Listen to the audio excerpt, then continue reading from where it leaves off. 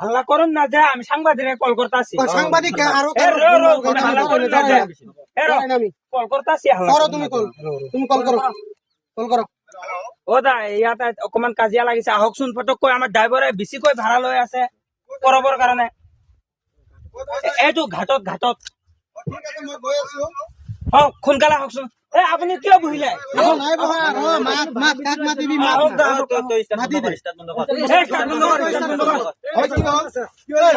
কি হল? আমি নগাঁও যাম এতিয়া। ইহঁতে ভাড়া চাই আছে 40 টকা কয়, আমি 30 টকা কৈ আপ ডাউন কৰি আছো। ইহঁতে কৈ আছে আমি গোটেই দিনৰ পৰা বহি আছো, ভাড়া পোৱা নাই, সেইটো কাৰণত দাম বেছি লৈ আছে।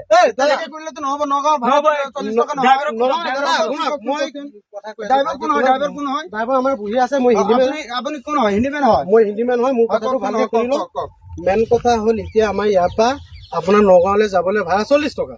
তো গতিকে আমি উচিত মূল্য ভাড়াটো লৈছো। তেলৰ দামটো বেছি হৈ আছে। কওক না, কি কব আপোনাৰ কথা ইয়াত শুনিবলৈ মই অহা নাই নহয়।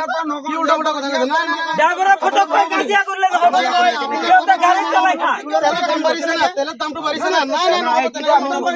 নাই যাব নালাগে, কাজিয়া কৰিবলৈ কথা নাই নহয়।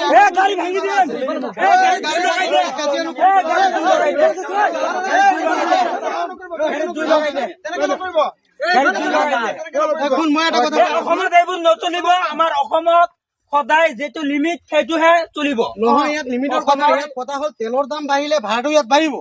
কথা হ'ল এইটো। কিন্তু আমি ৰাতিপুৱাই গৈছিলো। মোক কথাটো শুনক। তেলৰ দাম বাঢ়িছে, পাব্লিকে কি কৰিব? পাব্লিকে কি কৰি আছে? চৰকাৰক পাব্লিকক ধৰিবলৈ কওক। নহয়, পাব্লিকে কি তেলৰ দাম বঢ়াইছে নেকি? বঢ়াইছে, পাব্লিকে দিব লাগে।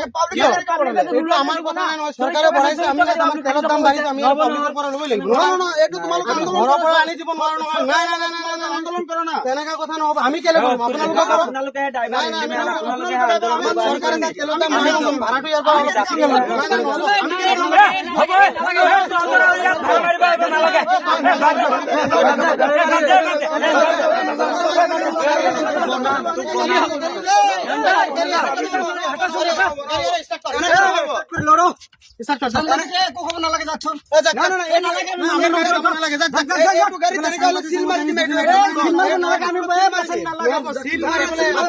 আপুনি কোন? মই সাংবাদিক হয়। আপুনি সাংবাদিক কি কৰিব লাগিছে? মই সাংবাদিক। আপুনি কি কৰিব?